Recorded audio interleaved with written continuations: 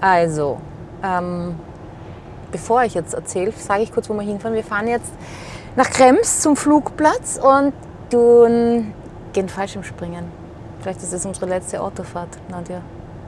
Who knows? Aber ich glaube nicht, das habe ich gerade mit der Lilly besprochen, ich glaube nicht, dass das mein Schicksal ist, dass ich oder unser Schicksal ist, dass wir beim Fallschirmsprung sterben. Das wäre irgendwie echt ein großes Pech, oder? Also, das glaube ich nicht. Ja, ich bin schon ziemlich aufgeregt, muss ich sagen, aber freudig aufgeregt. Also ich habe überhaupt keine Angst, sage ich jetzt. Aber ich glaube, wenn ich dann im Flieger stehe, dann scheiße ich mich an. Aber ich mag sowas Arges. Ja, und jetzt, wenn du willst, kann ich dir von Deutschland erzählen. Ja, das hat sich ja schon so toll ergeben, dass ich das total spontan, ich habe mich angemeldet bei einem sehr guten Arzt, den ich über YouTube kennengelernt habe. Der hat immer schon sehr interessante Berichte über Krankheit und über Gesundheit, vor allem über Gesundheit gesprochen. Und seine Philosophie ist irgendwie, und das gefällt mir so, der schaut nicht, was alles schlecht ist im Körper, sondern er schaut, wie man das Gute noch stärken kann. Ja? Und dann habe ich mich angemeldet für die Kur und hat gesagt, ja, im November oder irgendwann ist wieder ein Platz frei, jetzt halt länger nichts. Der macht so 1 oder 2 Wochen Kuren, da kann man dorthin fahren. Und dann telefoniere ich mit der Frau, Robert, mit der Frau vom Arzt, wegen der Kur, um mich zu erkundigen. Und dann sagt sie, ach, wie lustig, jetzt ist gerade eine Absage reingekommen für nächste Woche. Und wenn ich ganz spontan bin, dann könnte ich nächste Woche eine Woche kommen und eine Kur machen. Und eigentlich wollte ich da mit meiner Schwester wegfahren und dann habe ich aber irgendwie gespürt, ja, ich muss dorthin. Ja. Habe einen Flug gebucht und ein Airbnb-Apartment gebucht und bin ein paar Tage später nach Deutschland geflogen. Und nach Hannover und dann mit dem Auto zum Steinhuder Meer. Und bin sofort dann direkt vom Flughafen zu dem Arzt und es wurde gleich mal Blut abgenommen und das war schon so irrsinnig positiv, weil ich habe meine ganzen Unterlagen vergessen, ja, meine ganzen, wie heißt das, Befunde. Und dann habe ich gedacht, ach scheiße, jetzt habe ich die vergessen, naja, ist ja wurscht. Ja. Und der wollte die nicht einmal sehen, ja, weil so das ist ihm, ja, er weiß jetzt was ich habe und er möchte eher schauen, wie können wir meinen Körper unterstützen, dass das Immunsystem noch stärker wird und dass ich halt an der Gesundheit noch mehr arbeiten kann, dass ich noch mehr gesund werde und haben die Krankheit eigentlich total, wir haben kaum darüber geredet und das war schon mal sehr angenehm. Und dann, was das Interessanteste, also das war für mich wirklich augenöffnend, diese Woche hat wirklich so viel verändert bei mir im Leben. Wir haben einige Untersuchungen gemacht, also Blut abgenommen, aber das war nur ein Teil und dann haben wir auch ein Stress-EKG gemacht und er fragt mich so, ja, haben Sie viel Stress? Und ich so, nein, ich habe eigentlich überhaupt keinen Stress mehr, weil ich ja jetzt nicht mehr arbeite und bin ziemlich gechillt. Naja, dann machen wir das Stress-EKG und da kommt dann raus, ich habe mega Stress in mir, also wirklich, ich bin gestresst. Ja. Und da hat er mir was erklärt, was mir eigentlich noch kein Arzt erklärt hat.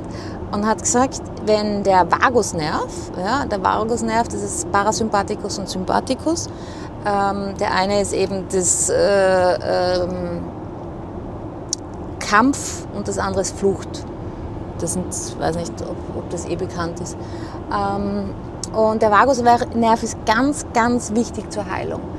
Wenn der geschwächt ist, kann der Körper sich nicht selbst heilen. Ja? Das heißt, das Allerwichtigste ist eigentlich, den Vagusnerv zu stärken. Ja? Das habe ich so auch noch nie gehört. Ja? Und der Vagusnerv dann aktiviert der die Selbstheilungskräfte des Körpers. Und wie kann man den stärken oder wie wird er stärker? Durch Ruhe, ja? Durch Atemübungen, durch Meditation, durch einfach wirklich gibt es verschiedene Übungen, so durchs Gesicht streichen, verschiedene Sachen habe ich dann dort gelernt. Und das war so interessant, ja, das mal so zu hören, so, boah, ich habe keinen Stress, nur weil ich im Außen keinen Stress habe, habe ich ganz viel Stress in mir noch. Ja? Und ich bin ja so ein bisschen ein stressiger Mensch, ja? Also sehr, sehr schnell und mache 1000 Dinge gleichzeitig, auch jetzt, ja, obwohl ich nicht mehr arbeite eigentlich. Ich meine, die Woche war ein Irrsinn. Also ich bin wirklich von der Früh bis am Abend war ich nur unterwegs und Termine und Arzt und Therapie und völlig irre, einfach voll viel. Ja. Und dann vor allem was das Interessante ist, ist dieser innere Stress. Ja? Also wirklich diesen Stress, den ich mir mache mit all diesen Dingen. Ja? Unbewusst, das bin ich so gewohnt. Und dann hat er mir das halt alles erklärt und dann war ich dort und habe Infusionen gekriegt jeden Tag und am Nachmittag habe ich immer frei gehabt und das war so lustig, weil normalerweise, wenn ich wo neu bin, dann erkundige ich immer gern das Gebiet und fahre mit dem Rad herum und schon habe mir sofort ein Rad ausgeborgt, dachte super, da werde ich jeden Tag mit dem Rad fahren und fahre den ganzen See ab und schaue mir alles an. Und dann war ich wirklich die ganze Woche, so faul. Ich war nur bei mir zu Hause. Ja. Ich habe nichts gemacht. Ich bin einmal mit dem Rad kurz gefahren für eine halbe Stunde und dann dachte ich will jetzt nicht unter Leute, ich will niemanden sehen, ich will einfach nur bei mir sein. Und war am Vormittag immer beim Arzt, habe die Infusionen gekriegt, habe gelernt über Atmen und Nachmittag habe ich gechillt, habe ich nichts gemacht. Und dann hat er mich geschickt zu einem Mönch, weil der Arzt der beschäftigt sich oder er nennt es Ethnomedizin, der ist 20 Jahre um die ganze Welt gereist und hat halt wirklich die besten Naturmedizinen von allen verschiedenen Völkern, von den wirklich aus der ganzen Welt, Tibet, China, Australien, aus dem Regenwald, irgendwelchen Indianern. Also er war wirklich überall und hat halt geschaut, was sind die besten Mittel, um das Immunsystem zu stärken, um die verschiedensten Krankheiten halt mit Naturmedizin zu unterstützen oder um die Körper zu unterstützen. Und er hat einen sehr starken Bezug zu Tibet und ist mit dem Dalai Lama so und egal. Also hat er mich zu einem Mönch geschickt, der wohnt dort, das ist ein richtig hoch angesehener Mönch. Und ich bin da reinmarschiert zu dem Mönch. Und der hat mir dann beigebracht, wie ich richtig meditiere. Und hat mit der Klangschale mit mir gearbeitet und hat mir so hat mir ein Mantra gesagt, was ich immer wieder sprechen soll und was mir gut tut gerade. Und das war urinteressant. Ja. Und vor allem diese Menschen, da jetzt, die so, ich habe das so zum Bewundern angefangen, die Menschen, die so in sich ruhen. Auch der Arzt, weißt du, der ist auch voll busy, ja, aber der ruht immer in sich. Ja. Der hat überhaupt keinen Stress, der Typ. Ja. Der Mönch auch, das Ruhigste. Und da ist plötzlich was bei mir passiert, da habe ich gesagt, das will ich. Ja. Ich war richtig aufgeregt vor Freude, gesagt, ich will diese Ruhe, ich will diese innere Ruhe, ich will diese Gelassenheit, ja, da will ich hin. Ja, und dann ist es weitergegangen, dann hat er mich vermittelt zu einer Atemtherapeutin und die ist in der Schweiz und mit der habe ich über Zoom gearbeitet und das war so grandios, die hat mir so meine Augen geöffnet, also das war unpackbar, seitdem ist echt alles anders.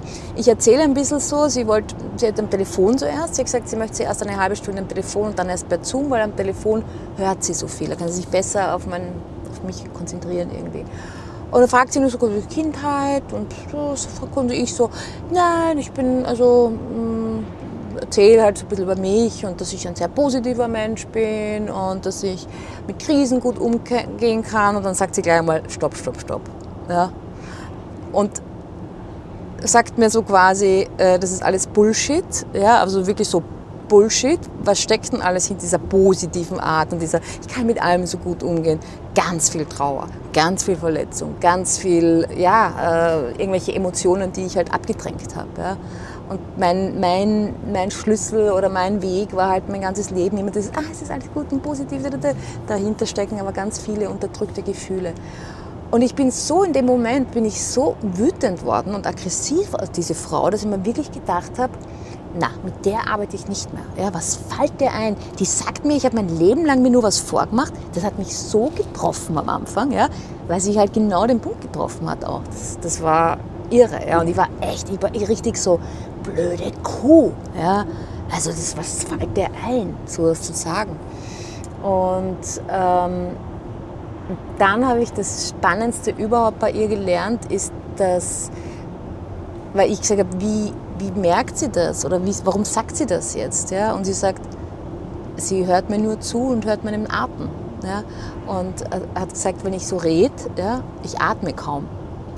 Und dann hat sie mir, das war die erste Stunde, dann haben wir noch eine Stunde gehabt und noch eine Stunde. Und im Zuge der Arbeit mit ihr hat sie mir beigebracht, ja, dass wir anhand, dass unser Körper wie ein Messgerät ist, wie ein Lügendetektor eigentlich. Ja? Dass wenn man zum Beispiel irgendwas erzählt, was auch immer, so, ich habe das beste Verhältnis mit meinem Vater zum Beispiel, ja, wenn ich sowas sage. Und wenn ich mich dann beobachte und merke dann, boah, ich atme ja gar nicht dabei, ja, oder es zieht mich irgendwas alles zusammen, weiß ich, stimmt vielleicht gar nicht, was ich da so sage. Ja?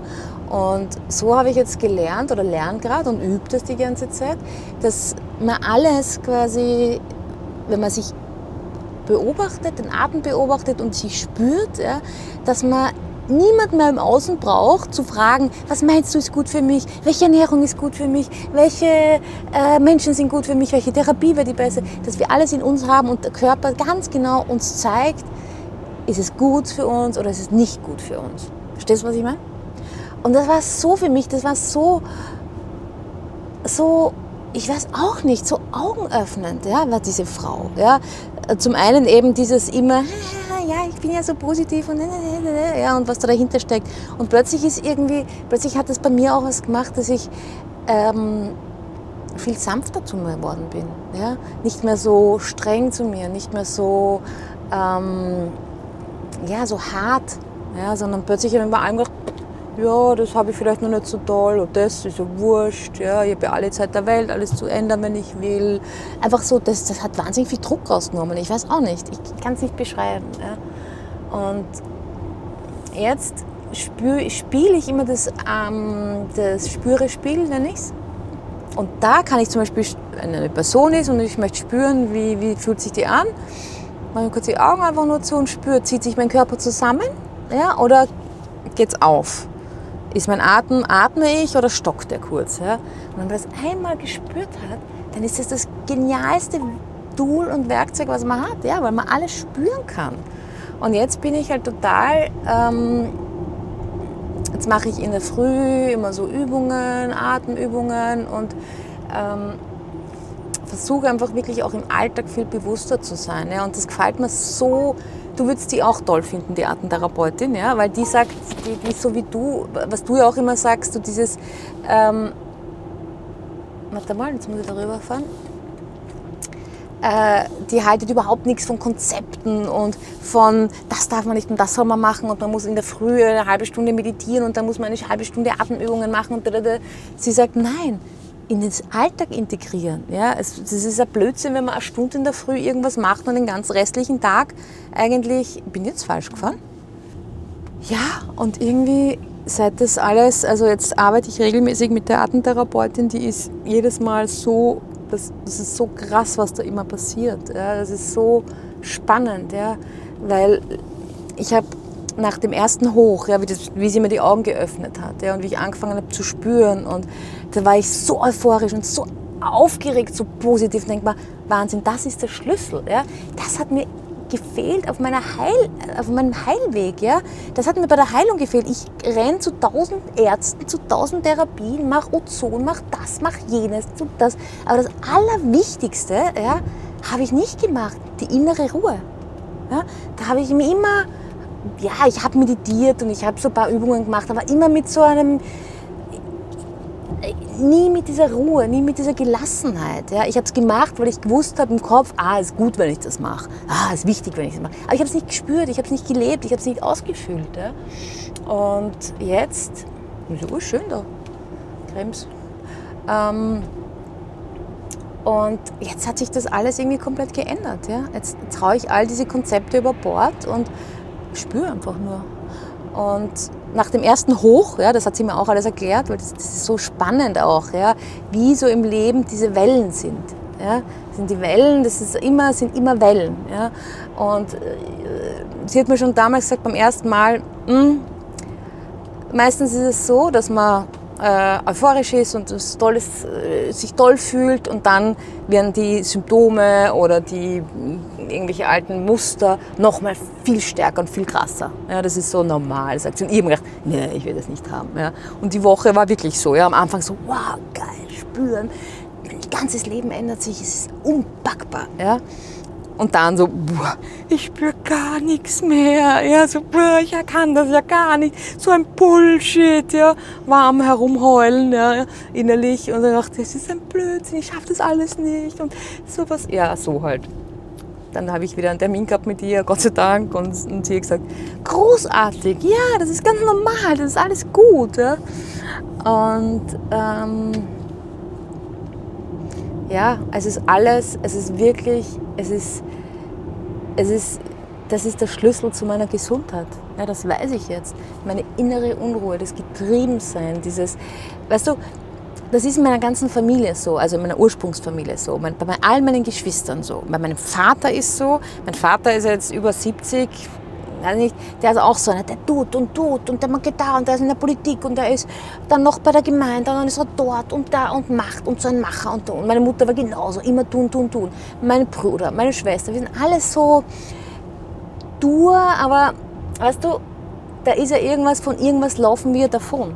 Ja, wenn du die ganze Zeit im Tun bist, dann haltest du ja schwer aus, dass du mit dir in Stille sein kannst. Verstehst du, was ich meine? Und das haben wir alle irgendwie. Ja?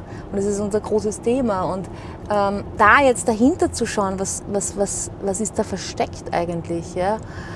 Ist urspannend und urschön und einfach nur. Und was mir halt so gefällt, ist, dass es nicht so was ist wie, ich muss jetzt sitzen und muss Übungen machen, ich muss das machen, ich muss, weißt du, so reflektieren, ich muss meditieren, ich muss gar nichts. Das Einzige ist, eine gute Zeit zu haben und zu atmen und zu spüren und zu schauen, tut mir das jetzt gut, tut mir das nicht gut. Das ist alles. Ja? Und das nimmt so viel Druck und so viel Erleichterung. Schau mal, da ist ein Flieger, das ist wahrscheinlich unserer. Oder? Naja. Ja. Jetzt sind wir da. Jetzt bin ich mit meiner Geschichte fertig. Nein, ich stress mich. Ja, ich bin jetzt auch ein bisschen aufgeregt. Entschuldigung. Springen gleich aus 4000 Meter runter. Da in dem Flugzeug wahrscheinlich. Das wird sein. Echt? So klein ist das? Oh mein Gott. Lili. Gut, dann. I'm ready. Ich springe jetzt in mein neues Leben. Achtung, Achtung.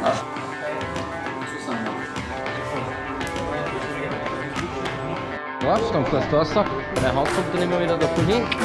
Oder nicht aufgeht.